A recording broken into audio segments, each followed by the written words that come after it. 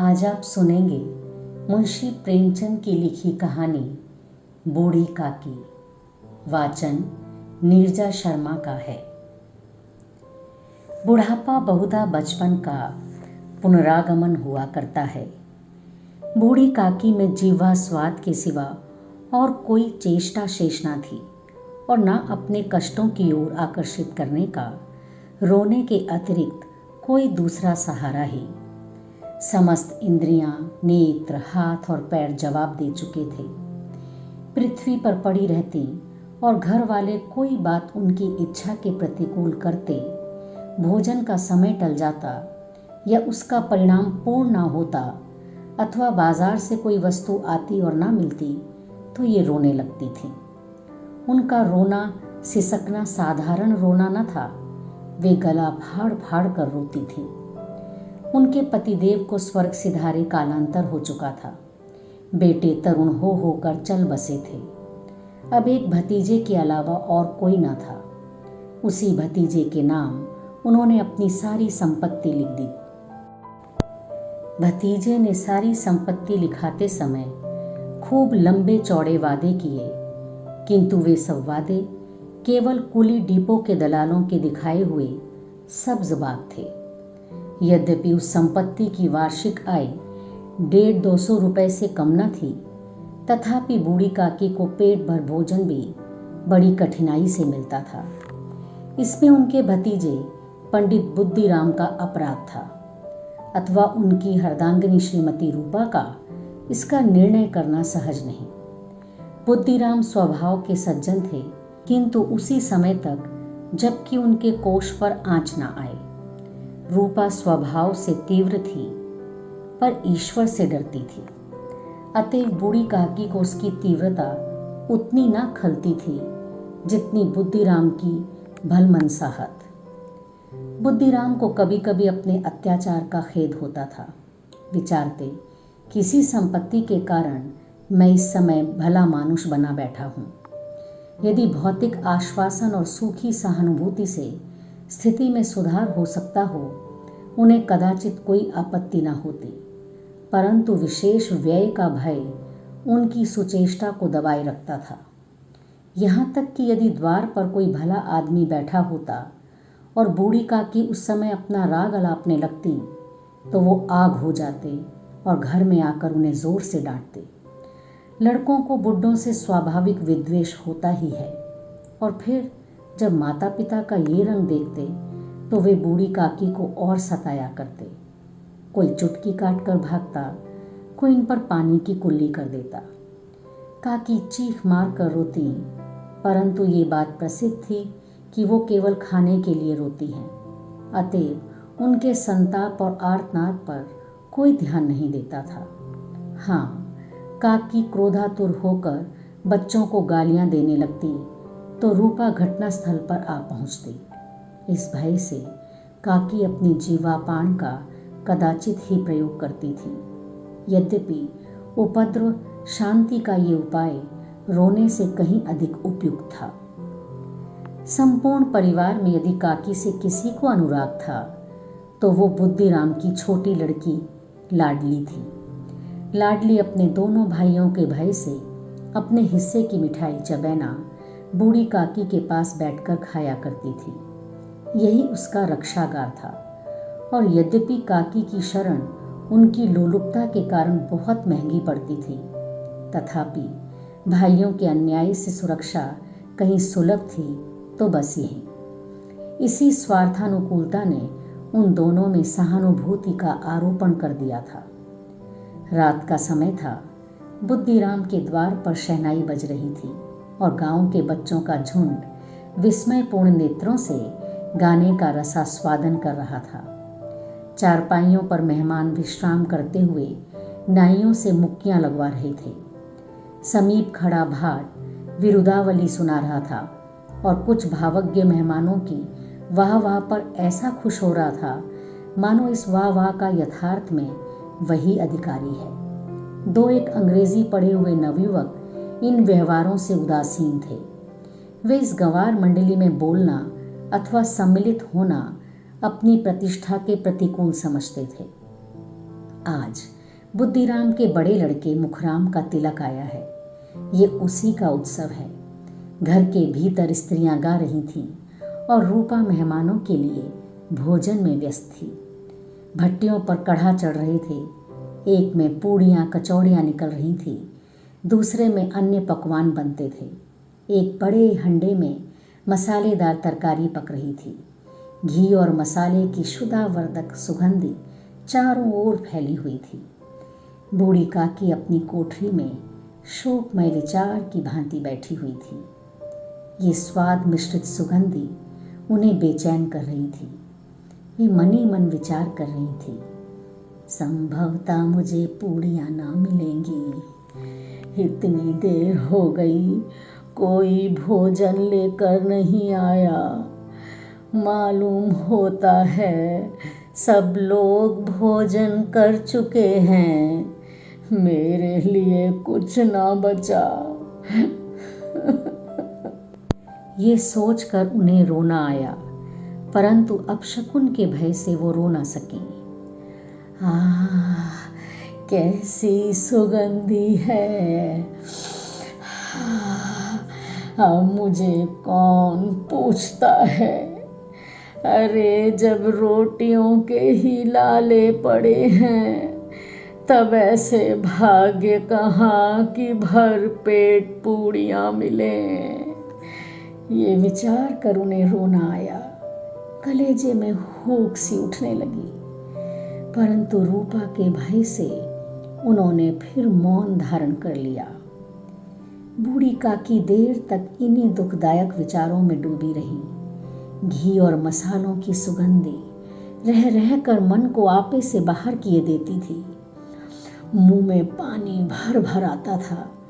पूड़ियों का स्वाद स्मरण करके हृदय में गुदगुदी होने लगती थी। किसे पुकारूं, आज लाडली बेटी भी नहीं आई। दोनों छोकरे सदा धिक दिया करते हैं। अरे आज उनका भी कहीं पता नहीं। कुछ मालूम तो होता कि क्या बन रहा है। बूढ़ी काकी की कल्पना में पूड़ियों की तस्वीर नाचने लगी। खूब लाल लाल, फूली फूली, नरम नरम होंगी। रूपा ने भली भांति मोयन दिया होगा।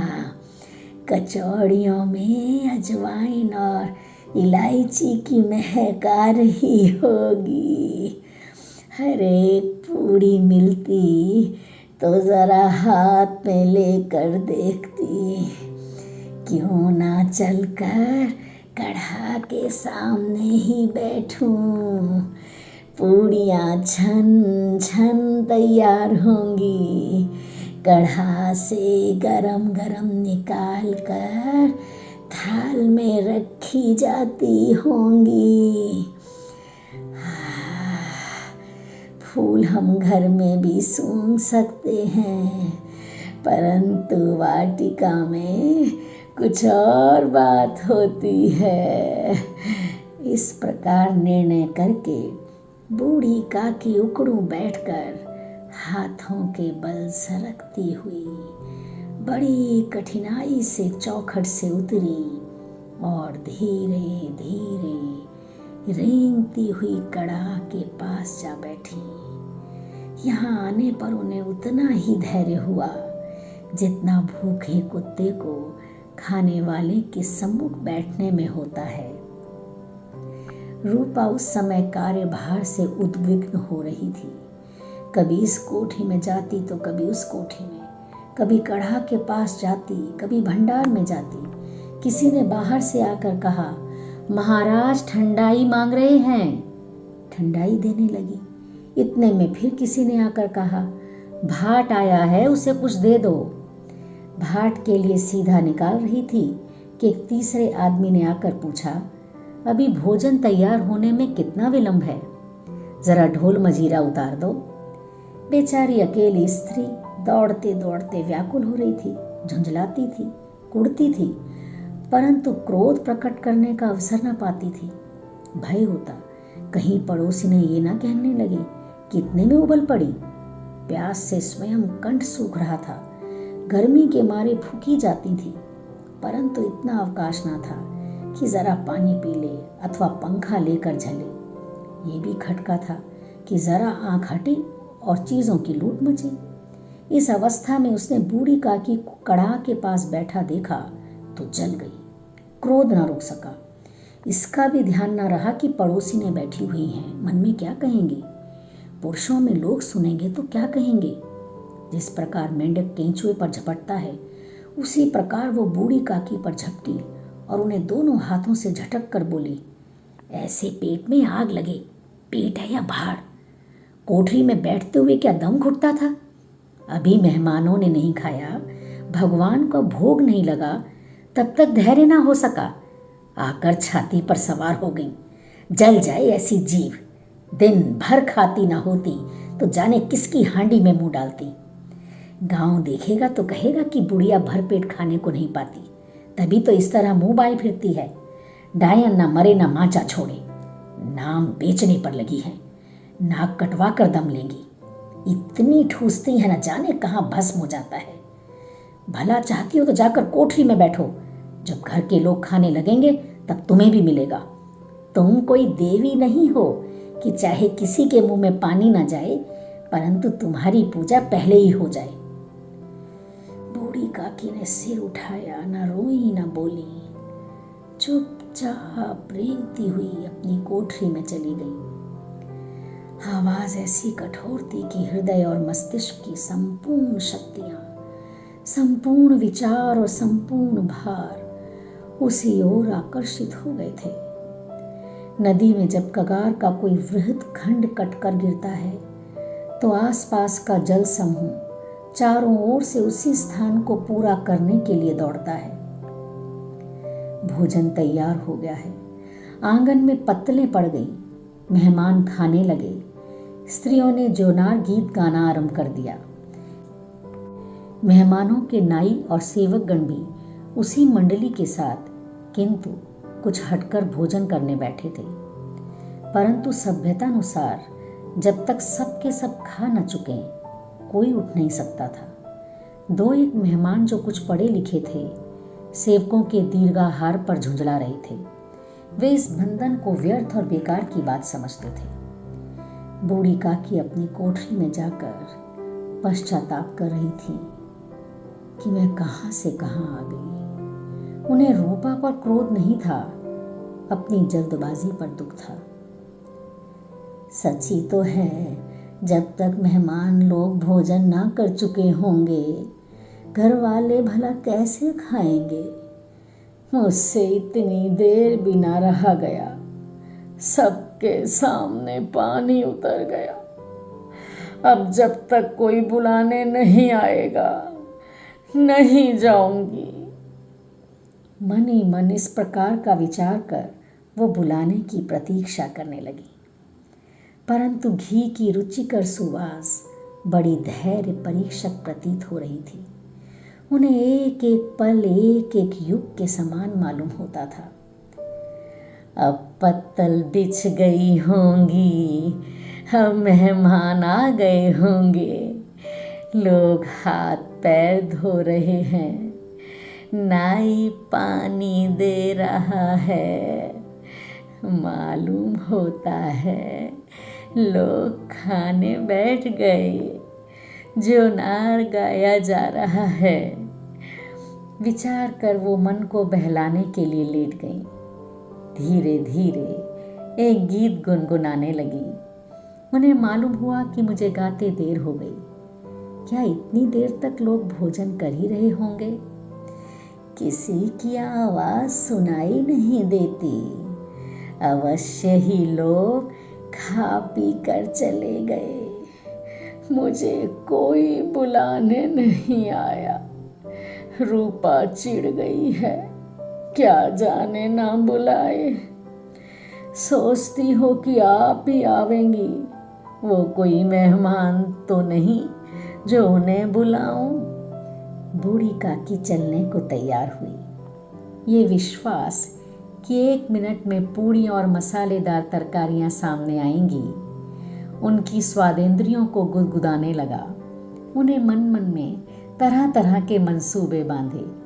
पहले तरकारी से पूड़ियाँ खाऊंगी, फिर दही और शक्कर से, कचौरियाँ रायते के साथ मज़ेदार मालूम होंगी। अरे चाहे कोई बुरा माने चाहे भला, मैं तो मांग मांग कर खाऊंगी। यही ना लोग कहेंगे कि इन्हें विचार नहीं। अरे कहा करें, इतने दिन के बाद पूड़ियाँ मिल रही हैं तो मुँह जूठा करके थोड़े ही उठ जाऊंगी। वो उकड़ों बैठकर सरकते हुए आंगन में आई। परंतु हाय दुर्भाग्य, अभिलाषा ने अपने पुराने स्वभाव के अनुसार समय की मिथ्या कल्पना की थी। मेहमान मंडली अभी बैठी हुई थी। कोई खाकर उंगलियां चाटता था, कोई तिरछे नेत्रों से देखता था कि और लोग अभी खा रहे हैं या नहीं। कोई इस चिंता में था कि पत्तल पर पूड़ियाँ छूटी जाती हैं, किसी तरह इन्हें भीतर रख लेता। कोई दही खाकर चटकारता था, परंतु दूसरा दोना मांगते संकोच करता था कि इतने में बूढ़ी काकी रेंगती हुई उनके बीच में आ पहुंची। कई आदमी चौंक कर उठ खड़े हुए, पुकारने लगे, अरे ये बुढ़िया कौन है? ये कहाँ से आ गई? अरे देखो देखो, किसी को छू ना दे। पंडित बुद्धिराम काकी को देखते ही क्रोध से तिलमिला गए।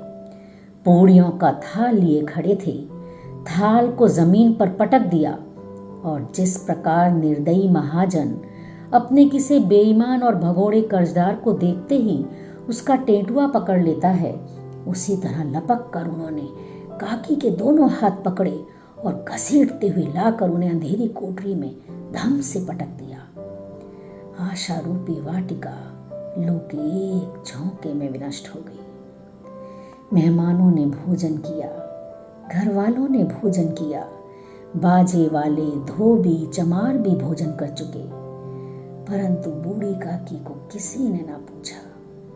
बुद्धिराम और रूपा दोनों ही बूढ़ी काकी को उनकी निर्लज्जता के लिए दंड देने का निश्चय कर चुके थे। उनके बुढ़ापे पर, दीनता पर, हत ज्ञान पर किसी को करुणा न आई थी। अकेली लाडली उनके लिए कुढ़ रही थी। लाडली को काकी से अत्यंत प्रेम था। बेचारी भोली लड़की थी, बाल विनोद और चंचलता उसमें गंध तक ना थी। दोनों बार जब उसके माता पिता ने काकी को निर्दयता से घसीटा तो लाडली का हृदय ऐंठ कर रह गया। वो झुंझला रही थी कि हम लोग काकी को क्यों बहुत सी पूड़ियाँ नहीं देते? क्या मेहमान सबकी सब खा जाएंगे? और यदि काकी ने मेहमानों से पहले खा लिया तो क्या बिगड़ जाएगा? वो काकी के पास जाकर उन्हें धैर्य देना चाहती थी, परंतु माता के भय से ना जाती थी। उसने अपने हिस्से की पूड़ियाँ बिल्कुल ना खाई थी, अपनी गुड़िया की पिटारी में बंद कर रखी थी। उन पूड़ियों को काकी के पास ले जाना चाहती थी। उसका हृदय अधीर हो रहा था। बूढ़ी काकी मेरी बात सुनते ही उठ बैठेंगी, पूड़ियाँ देखकर कैसी प्रसन्न होंगी, मुझे खूब प्यार करेंगी। रात को 11 बज गए थे। रूपा आंगन में पड़ी सो रही थी। लाडली की आंखों में नींद न आती थी। काकी को पूड़ियाँ खिलाने की खुशी उसे सोने न देती थी। उसने गुड़ियों की पिटारी सामने रखी थी।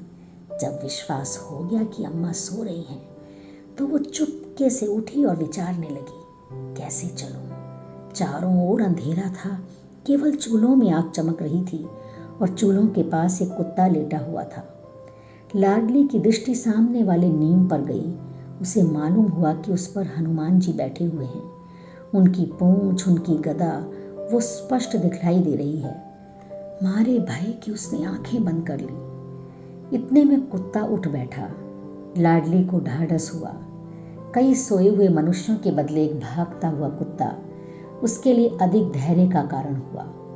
उसने पिटारी उठाई और बूढ़ी काकी की कोठरी की ओर चली। बूढ़ी काकी को केवल इतना स्मरण था कि किसी ने मेरे हाथ पकड़कर घसीटे।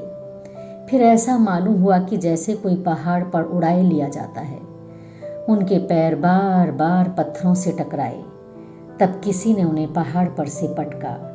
वे मूर्छित हो गई। जब वे सचेत हुई तो किसी की जरा भी आहट न मिलती थी। समझी कि सब लोग खा पी कर सो गए और उनके साथ मेरी तकदीर भी सो गई। रात कैसे कटेगी? अरे राम, क्या खाऊं? पेट में अग्नि धधक रही है। मेरी किसी ने सुधि ना ली। क्या मेरा पेट काटने से धन जुड़ जाएगा? इन लोगों को इतनी भी दया ना आती कि न जाने बुढ़िया कब मर जाए, उसका जी क्यों दुखावें। मैं पेट की रोटियां ही खाती हूँ कि और कुछ। इस पर ये हाल। मैं अंधी अपाहिज ठहरी, ना कुछ सुनूं ना बूझूं। यदि आंगन में चली गई तो क्या बुद्धिराम से इतना कहते ना बनता था कि काकी, अभी लोग खाना खा रहे हैं, फिर आना। मुझे घसीटा, पटका। उन्हीं पूड़ियों के लिए रूपा ने सबके सामने गालियां दी। उन्हीं पूड़ियों के लिए इतनी दुर्गति करने पर भी उनका पत्थर का कलेजा ना पसीजा, सबको खिलाया, मेरी बात तक ना पूछी। जब तभी ना दी तब आप क्या देंगे? ये विचार कर काकी निराशामय संतोष के साथ लेट गई। ग्लानि से गला भर भर आता था, परंतु मेहमानों के भय से रोती न थी। सहसा कानों में आवाज आई, काकी, काकी उठो, मैं पूड़ियाँ लाई हूँ। काकी ने लाडली की बोली पहचानी, चटपट उठ बैठी। दोनों हाथों से लाडली को टटोला और उसे गोद में बिठा लिया। लाडली ने पूड़ियाँ निकाल कर दी। काकी ने पूछा, क्या तुम्हारी अम्मा ने दी हैं? लाडली ने कहा, नहीं, ये मेरे हिस्से की हैं। काकी पूड़ियों पर टूट पड़ी। 5 मिनट में पिटारी खाली हो गई। लाडली ने पूछा, काकी, पेट भर गया? जैसे थोड़ी सी वर्षा ठंडक के स्थान पर और भी गर्मी पैदा कर देती है, उस भांति इन थोड़ी पूड़ियों ने काकी की क्षुधा और इच्छा को और उत्तेजित कर दिया था। बोली, नहीं बेटी, जाकर अम्मा से और मांग लाओ। लाडली ने कहा, अम्मा सोती है, जगाऊंगी तो मारेंगी। काकी ने पिटारी को फिर टटोला। उसमें कुछ खुरचन गिरी थी, बार बार होंठ चाटती थी, चटखारे भरती थी। हृदय महसूस रहा था कि और पूड़ियाँ कैसे पाऊं। संतोष सेतु जब टूट जाता है तब इच्छा का बहाव अपरिमित हो जाता है। मतवालों को मद का स्मरण करना उन्हें मदांध बनाता है। काकी का धीर मन इच्छाओं के प्रबल प्रवाह में बह गया। उचित और अनुचित का विचार जाता रहा। वो कुछ देर तक उस इच्छा को रोकती रही। सहसा लाडली से बोली, मेरा हाथ पकड़कर वहाँ ले चलो जहाँ मेहमानों ने बैठकर भोजन किया है। लाडली उनका अभिप्राय समझ न सकी। उसने काकी का हाथ पकड़ा और ले जाकर जूठे पत्तलों के पास बिठा दिया। दीन शुदा तुरहत ज्ञान बुढ़िया पत्तलों से पूड़ियों के टुकड़े चुन चुन कर भक्षण करने लगी। दही कितना स्वादिष्ट था, कचौड़ियाँ कितनी सलोनी, खस्ता कितने सुकोमल। काकी बुद्धिहीन होते हुए भी इतना जानती थी कि मैं वो काम कर रही हूँ जो मुझे कदापि ना करना चाहिए। मैं दूसरों की जूठी पत्तल चाट रही हूँ, परंतु बुढ़ापा तृष्णा का अंतिम समय है, जब संपूर्ण इच्छाएं एक ही केंद्र पर आ लगती हैं। बूढ़ी काकी में ये केंद्र उनकी स्वादेंद्रिय थी। ठीक उसी समय रूपा की आंख खुली। उसे मालूम हुआ कि लाडली मेरे पास नहीं है। वो चौंकी, चारपाई के इधर उधर ताकने लगी कि कहीं नीचे तो नहीं गिर पड़ी। उसे वहां न पाकर वो उठी तो क्या देखती है कि लाडली जूठे पत्तलों के पास चुपचाप खड़ी है और बूढ़ी काकी पत्तलों पर से पूड़ियों के टुकड़े उठा उठा कर खा रही है। रूपा का हृदय सन्न हो गया। किसी गाय की गर्दन पर छुरी चलते देखकर जो अवस्था उसकी होती, वही उस समय हुई। एक ब्राह्मणी दूसरों की जूठी पत्तलें टटोले, इससे अधिक शोकमय दृश्य असंभव था। पूड़ियों के कुछ ग्रासों के लिए उसकी चचेरी सास ऐसा निष्कृष्ट कर्म कर रही है। ये वो दृश्य था जिसे देखकर देखने वालों के हृदय कांप उठते। ऐसा प्रतीत होता मानो जमीन रुक गई, आसमान चक्कर खा रहा है, संसार पर कोई आपत्ति आने वाली है। रूपा को क्रोध न आया। शोक के सम्मुख क्रोध कहाँ? करुणा और भय से उसकी आंखें भर आई। इस अधर्म का भागी कौन है? उसने सच्चे हृदय से गगन मंडल की ओर हाथ उठाकर कहा, परमात्मा, परमात्मा मेरे बच्चों पर दया करो। इस अधर्म का दंड मुझे मत दो, नहीं तो मेरा सत्यानाश हो जाएगा। रूपा को अपनी स्वार्थपरता और अन्याय इस प्रकार प्रत्यक्ष रूप में कभी न दिख पड़े थे। वो सोचने लगी, हाय कितनी निर्दयी हूँ, जिसकी संपत्ति से मुझे 200 रुपया आय हो रही है, उसकी ये दुर्गति और मेरे कारण।